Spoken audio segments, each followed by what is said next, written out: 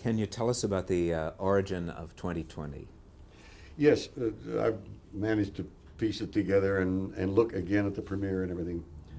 We had, what had happened, as I understand it, Roone Arledge, who had made ABC the #1 sports network, then managed to make it the #1 news network, and that's brilliant. The guy is a genius. He had a habit he was so hands-on that he would be right on top of all of the production things that went on in any news show or any program he had anything to do with. And somebody said to him, "Look, you're the president of a division. You should delegate this stuff and hands off." So he took that to heart. And when 2020 was being developed, he said, just show me toward the end what you've got and let me know before it goes on the air. And he was out of the loop by his own choice until pretty close to airtime. And when he was sent a tape copy of the way the show was going to go on, he freaked. And in trying to correct it, he was right. It was apparently dreadful. In trying to correct it on such short notice, he probably made it worse. So it was an unmitigated and unparalleled disaster. So This was, we should point out, not with you on the air. no, These were other. and I had nothing to do with it, and I'm very glad because if they had asked me to do something with it, I might have gotten myself involved and then either quarreled with what they were doing or gone along with it, and that would have been the end of my career to come back with that. So what happened? Are we going to have a problem with that siren? Yeah. So Roone took this to heart, and he let it go until the last minute, and then found out what was going on and tried to correct it, and probably made it worse because it was such short notice. And so the day after that premiere, which I happened to see because I knew the guy who had produced it, I got the word Roone Arledge was trying to get a hold of me, and I knew he wasn't calling to ask me to take over Monday Night Football. And I knew what it was, but the curious thing is my wife and I checked into the Regency Hotel for 1 week, and we were there 18 months. And when Roone called, we got together at a neutral ground place, a hotel room in Midtown, and he told me that wasn't working and that he wanted me to take over as anchor. And I was very worried. I had mixed feelings about that because on the one hand, it's something I really wanted to do, a multi-subject hour like 60 Minutes. I even thought of putting my own money into a pilot, and I didn't because you don't get things on the air in a major news division of a network that way. So I'd kind of resigned myself. That's one thing I might never be able to do, and it fell out of the sky on me. On the other hand, I thought, what if ABC is just calling me in to help them paper over a disaster that they will quietly fold after 13 weeks or something? Then I could just see the critics saying, here's another has-been who tried to make a comeback and couldn't do it. Arthur Godfrey tried it and it didn't work, and Jack Parr tried it and it didn't work. And in fact, a then agent of mine pointed out that I'm probably the only person that ever was out for a long time and made a comeback and that was successful, so I was very lucky. But I've been on since the second show, and even the second show, even though it was vastly improved, was still treated as a joke by the critics. And it took us about a year to begin to get off the runway, and 2 years to be airborne into any kind of respectability, and about 5 years to begin to dominate the time slot. And that was the origin of 2020. And two things I got Roone to promise me was that made me feel more easy about it. I said I wanted to be sure they were going to leave it on the air, that we had a shot at getting it. 60 Minutes took 6 years to get off the runway, but 60 Minutes created the atmosphere that allowed us to flourish as a competing news magazine. The other promise was that I'd have access to the entire machinery of ABC News, because it would have been, it would have been a disaster to be an isolated unit competing with ABC News. Well, Roone kept both those promises, and that's what allowed the program to become successful. So I'm grateful for that, and it worked. Do you see a distinction in the way 2020 works from the way 60 Minutes works? Very much so. 60 Minutes is a unique program in that I think every program has to have some kind of anchor that people can identify with, but at 60 Minutes, the anchor is a stopwatch. This is uncanny, but they have all these wonderful people, and the anchor is this watch ticking away. I don't think anybody should try to imitate that. So we're very different in that. We have chats afterward. We have a studio set up, and we talk to the correspondents, and They don't do that. Their stuff is all pieced together, and there never is a 60 minutes program that is aired in 1 hour slot. You know, it's something that they roll from a tape machine, but it's been very successful for them. In the course of the now nearly 20 years that you've been doing 2020, you've done so many stories. It's almost impossible to start, Lost to have a track middle of end. You obviously carved out a lot of these stories yourself. Yes. I mean, what particularly were you interested in pursuing that you'd like to talk about? Well, yeah, this is the icing on the cake for me at this point in my career. I don't take assignments. I get to do the things I like doing. And my bailiwicks are,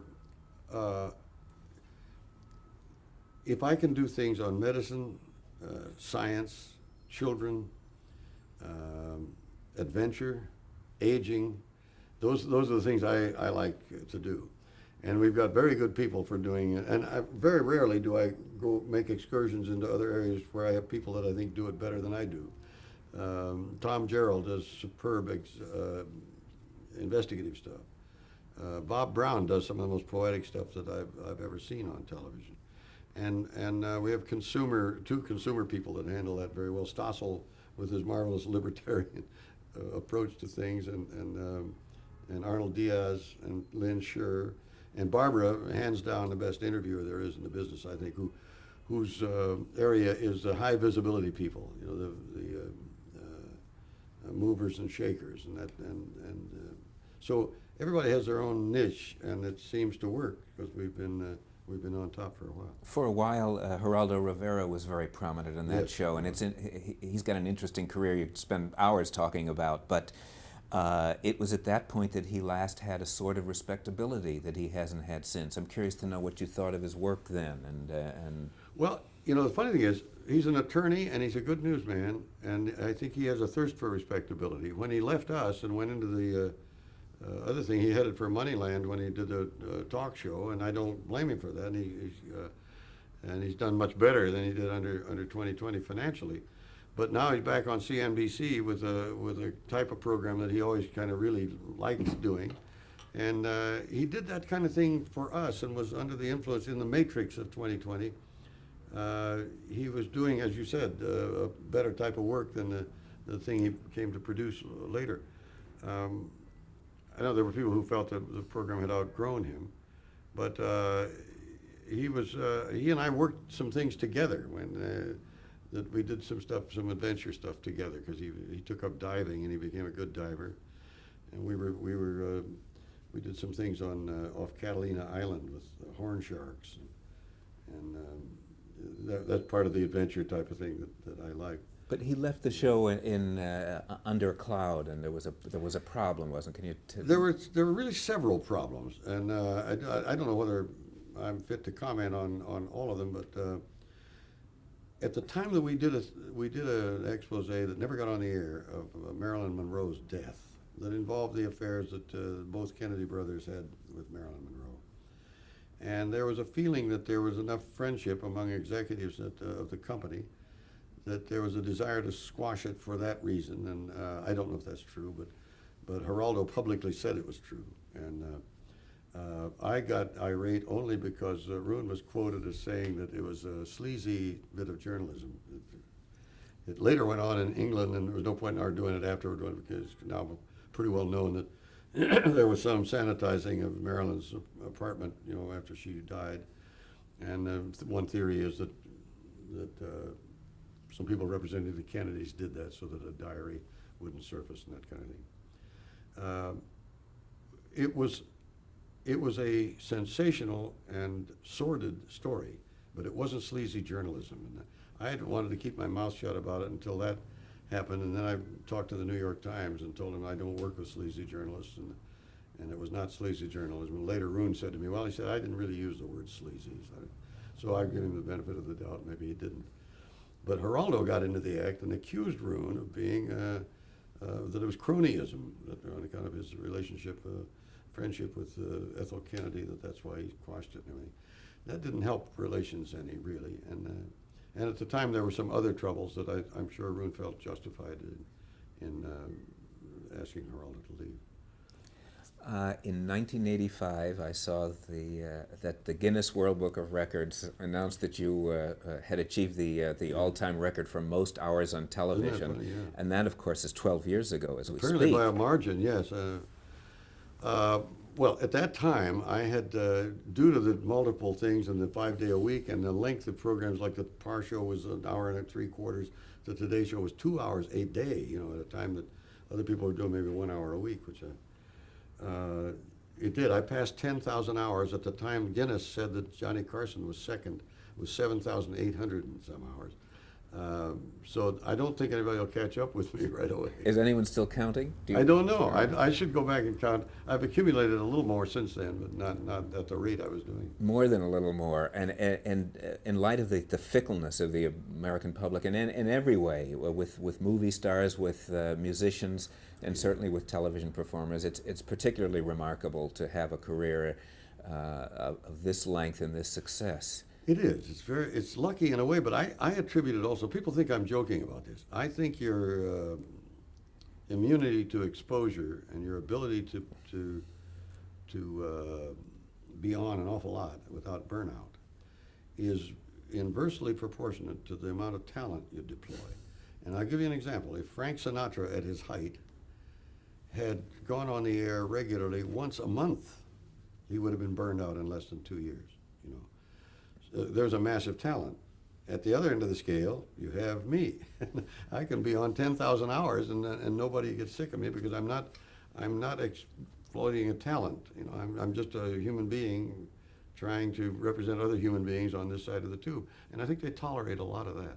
It's awful to ask somebody to toot his own horn, but at the same time, I think you're fair game for that. You say that you represent the person on the other side of the tube. If you had to pick the reasons, being more introspective about it, is that what you would say is one of the primary reasons that you've endured? Well, it is. It would be simperingly and falsely humble to say that that's the only thing.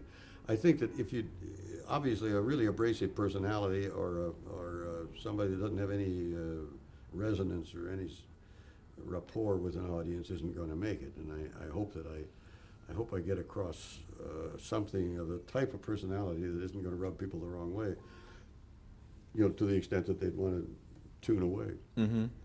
I'd like to take some time and run down a list of people that you've worked with and Sure. see if we can get a thumbnail reaction here, a quick one here. Bert Hillstrom, Brilliant and a highly compartmentalized mind. Studs Terkel, Studs Terkel, America's chronicler, I would call him. David Sarnoff, David Sarnoff, a pioneer in electronics of all kinds, and a man who hasn't been fully reported correctly in a biography yet, I don't think. Pat Weaver, Genius, and one of the great, maybe the greatest innovator in television. Dave Garroway, A curious pioneer in reality television and a good personality in the early morning thing that he undertook. Robert Kintner, Yeah, I don't know that much about Kintner. He headed a major network and did well, but he retreated into, unfortunately, a haze of alcoholism into Haiti. former president of NBC News, Reuven Frank, Oh, Reuben Frank was the producer of the first Step into Space that I did, the first program of that kind on space. I liked him. Sid Caesar, Almost indescribably brilliant in his comic talents. Imogene Coca, Funny lady. Julian Goodman, president of NBC in 1966 to 1974. A good, sound business president. Not the innovator that Pat Weaver was, but he was a sound man. Betty White, when did you work with her? Yeah, I worked with Betty White. Well, she appeared frequently on the Old Tonight Show, and she had a very nice personality. Florence Henderson, Beautiful voice, and I liked Florence as a person, too. and she was on the Today Show early on, or? Oh, she did some stuff on Today before I was there, but she wasn't one of the regular girls. Johnny Carson deserves more than a thumbnail Maybe so. approach. Johnny Carson was long wearing. I mean, he was. There's another person that didn't wear out his welcome. He was 30 years at it, and nobody was tired of him, I don't think, when he left. What do you think was the secret of his success? He put the spotlight on his guests. He wasn't trying to hog it. He wasn't trying to. His ego didn't get in the way. Ed McMahon. Very successful businessman, Ed McMahon. Do you get compared to him frequently at all? Well, I guess so. The main comparison is that he never substituted for Johnny, to my knowledge, and I got to substitute for Parr, so it put me in a little different category, maybe. Hal Gurney. Oh, very director. good producer, director, and I liked Hal. Jonathan Winters. Probably the most innovative comedian around, and maybe even including Robin Williams, but Robin Williams is faster than he is, if that's possible. Bob Noah, who produced and created Concentration. Yes, yeah, a man of great integrity. He wasn't, even in an era when his shop was rigging things, he was not going to permit that with Concentration.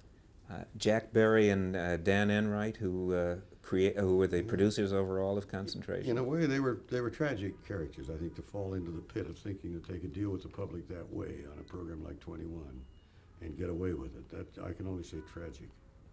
Al Morgan, who was a producer of the Today Show. It's interesting, Morgan was a writer on the Home Show, and when they suggested him as producer, I had tried to get Chad Northfield and Green. What was his first name? Not Al Green. Green, who was a producer of Today. Neither was available. So the company said, "What about Al Morgan?" And I said, "Great. I knew him as a writer." But Al, I don't know, he was under some pressure. His personality changed when he became the producer, and he had a philosophy that was not compatible with mine.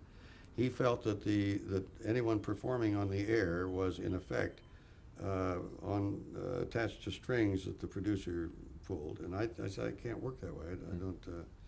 And there was a clash, and Al left, and I got Bud Schulberg. I don't know if he's on that. Not Bud Schulberg. I see Stuart Schulberg. Is that his son? Bud's brother. Yeah, his brother. And That's he, one of the greatest human beings I ever knew was Stuart Schulberg. He was the producer of Today for a long time. A really powerful but humane individual. I really regret his loss. He died shortly after I left the Today Show. Frank Blair. Frank Blair was great. Boy, he was on there longer than anybody, you know. Getting up at that hour until he did well over a quarter century on Today.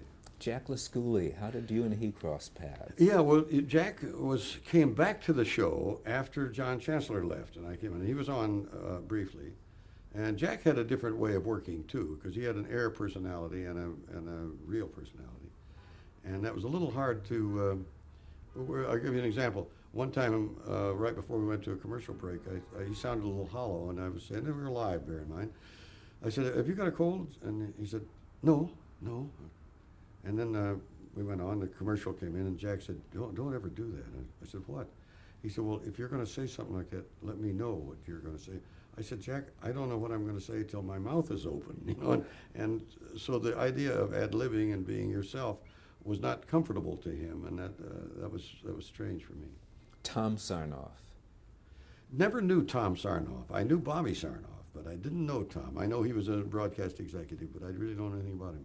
Lawrence Grossman, who was the president of PBS while you were doing Over Boy, Easy. yeah, there's a man of, his daughter works with us now, and Lawrence Grossman is a man of enormous integrity because he left NBC over a clash having to do with a conflict of interest, I think, in keeping the news department pure. He couldn't take it, and he just said that's it, and he wouldn't compromise his integrity, and I admired him. Was he the one in back of Over Easy, or is he sufficiently removed? He was president of PBS during that time. Yeah, he was. But a curious thing about PBS is that, well, and this parallels a thing that Leo Chern said to me one time. He said, one of the more charming European myths is Italy. And I said, "What do you mean?" He said, "There is no such place." He said, you got an Italian people and an Italian language and Italian culture, but there's no such place as Italy. He said, "You try to name the head of state there, the president or the king or whatever, nobody knows who it is." He said, "A Florentine can't understand a Siciliano. It's two different languages. Naples is communist, Rome is not. He said that they tried to unify it twice, once under Garibaldi and once under Mussolini, and both were disasters. He said there's no such place as Italy. And I thought of that when I thought of PBS. Over Easy started at KQED in San Francisco, which kind of owned it. And there was a move, when I came to do 2020, there was a move to move it to WNET in New York. NET was delighted. They couldn't move it. There is no such thing as PBS. You've got all these wonderful stations, and but PBS almost doesn't exist from a power standpoint, and there was no way that they could move that program from San Francisco to New York. That's why when you say Lawrence Grossman was the head of it at the time, I doubt that even he had the clout to bring that about. Roone Arledge, a tremendously important... Unbelievable genius who has the weirdest way of working of anybody I know. Because Roone, I think in the 19 years now that I've been there, has returned phone calls from me twice at most. And he said, it's legendary. He reminds me of a guy, I don't know if he does this, an agency guy I worked with one time who said his desk was always clear. He was very successful, but he said, anytime I get a memo marked urgent, I put it under my blotter in my desk, and I find in 2 weeks it isn't urgent anymore. Isn't that a way to work? Roone is like that. And one time he said, I got to tell you this because the guy that did All in the Family, Norman Lear? Norman Lear was doing a kind of a semi-roast for Roone, and Roone is there and I'm at his table, and he said, Roone Arledge is famous for not returning phone calls. And he said, and everybody laughs nervously. He said, I have a list here of some of the more notable phone calls that he'd never returned. He said, this first one is from his wife, his first wife. He said, the message was, it's a boy and we ought to get together on a name. That's one he didn't return. So everybody got a big kick out of it, but it's like that. And he somehow gets things done. He's on top of everything at all times, and he doesn't return phone calls.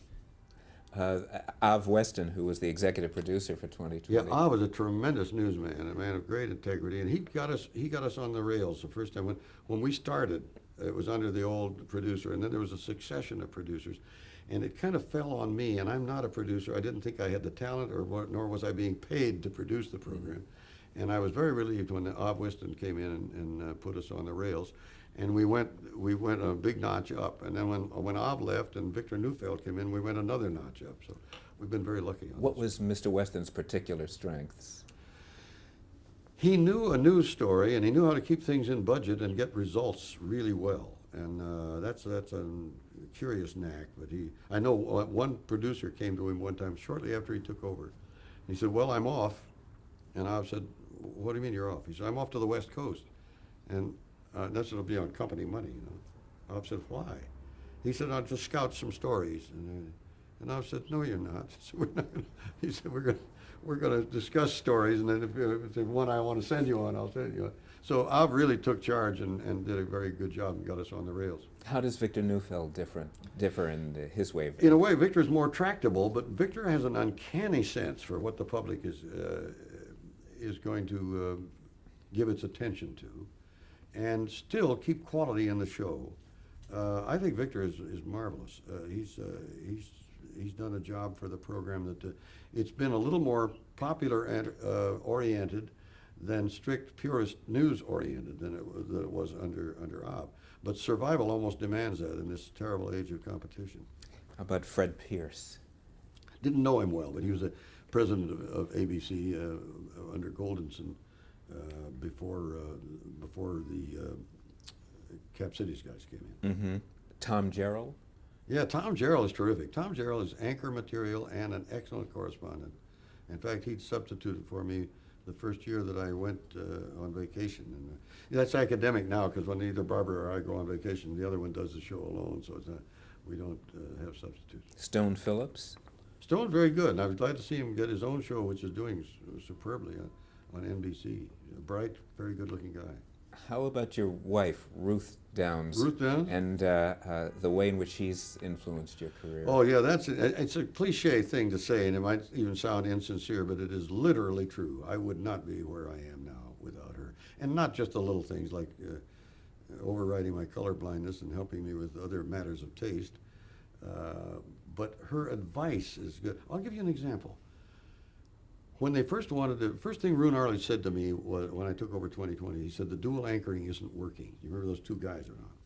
That rang in my ears for a long time. And when the company came and said, we'd like to make Barbara Walters a co-host. Now, Barbara was on the show from time to time, and I always liked working with her. But I said, let's not fix it if it isn't broken. And he said, when Roone said that dual anchoring isn't working, and I thought that dismissed it.